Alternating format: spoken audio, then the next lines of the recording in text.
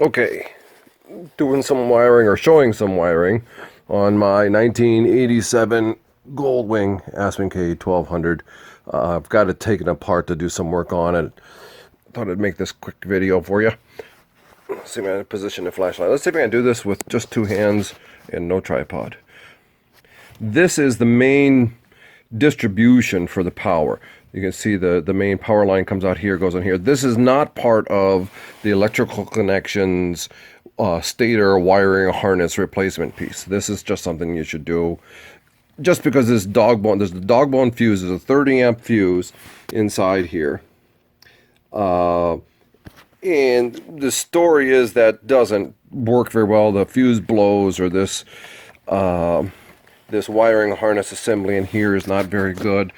And when I pulled it apart, when I did open it up, the wires were pretty corroded and melted. You can see there's two wires in the back, and then there's two holes there in the front right there, where I pulled the two wires out of the front of this. There we go, point my thumb at it. I pulled these two wires out of the front of this harness assembly. Let's cover that back up. I left this cover on here just to keep the water out of it. You can see there's a big wad of red wires. Here's a waterproof fuse, blade fuse kit that I put in there. And I got something with some beefy wiring. You can see it's fairly significant wiring there. There's two wires in back.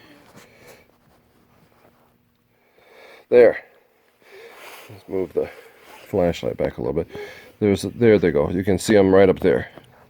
There, put them in the center of the... There's the red wire, and then there's a red with white stripe wire. And you can see I've got them wired together because they're together here. They're both being fed power from this block assembly here. So they're just wired together, wired into the wire, the big wire here for this blade fuse, and then the other end of that blade fuse goes up here to the positive side of the battery. And this device, this clamp, is just the battery tender I have on it. These two wires here are part of the electrical connections replacement harness, and then these two blade fuses here, and they come out here. But this ring here, as I recall, this is the one that I had to cut off and replace and put a different ring end on there. The ring was the right size, but the barrel clamping over this wire was the wrong size. And this wire is really fine strand copper, and half of the wires were all splayed out and broken and torn. So at the end of it, just half of the wires or so were actually clamped into the barrel of that little connector. So I replaced that. And then there's the rest of the wiring harness over here. Now you can see there's some yellow wires in there. There's 3 yellow wires as a part of that electrical connections wiring harness, and they go to those 3 yellow wires coming out of the back of the engine right there. That's coming from the stator. And those 3 wires, it doesn't matter which 3 go to which 3. They're all the same. They're all getting fed the same voltage. But you should cut off, there is right here, you can see there's a plate for a connector system, and I'll show you a picture of it here. Even if you don't do this replacement harness assembly, you should cut that connector out and splice the wires through directly, those 3 wires coming down from the top to the 3 wires coming up from the bottom. That connector is the problem why the stator goes bad. The connections in there get corroded, get old, and then corrosion, of course, creates resistance. Resistance creates heat, creates more corrosion, and then the stator has to work really, really hard to push through all that resistance to charge the battery and run the system, and that eventually burns out the stator. So if you buy an old 1200 Goldwing, the first thing you should do is make sure that this connector has been cut out and been bypassed. You may have to run pigtails between those 3 to connect them. And again, it doesn't matter which 3 go to which 3. But on the electrical connections replacement harness here, those get replaced anyway. And then the rest of the wiring harness goes up here. You can see it right up here. And this is it. And then you just wire it through according to their directions.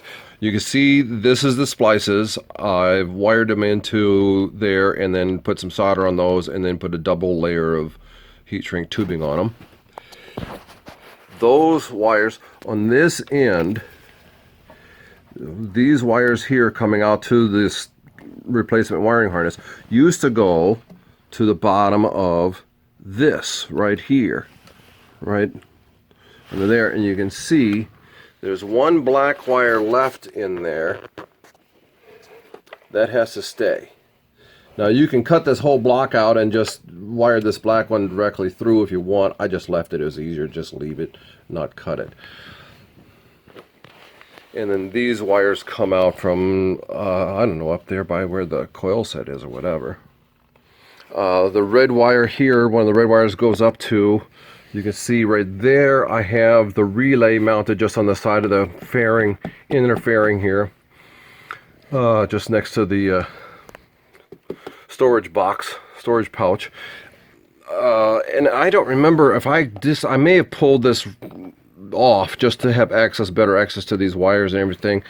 These are all twisted together and then soldered together and then shrink wrap. I think I have double shrink wrap on all these just because I'm a big believer in overkill.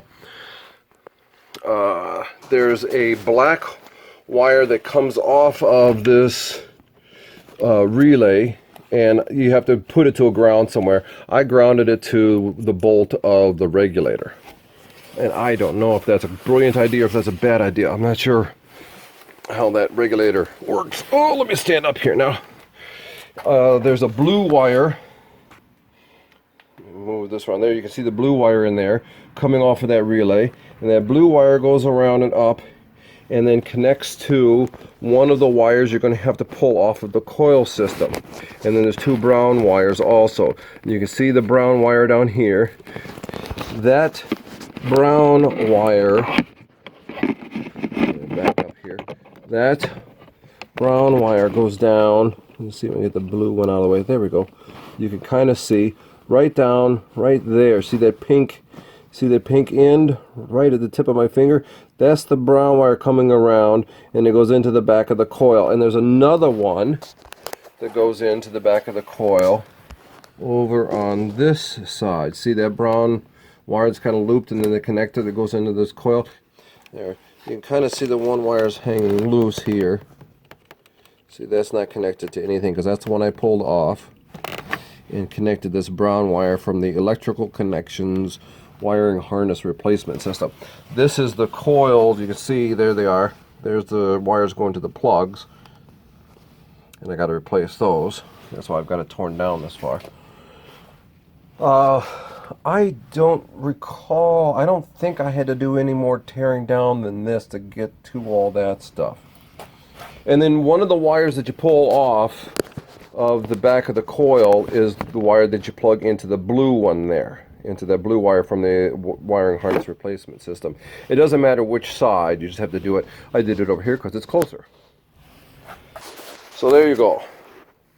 That pretty much covers it.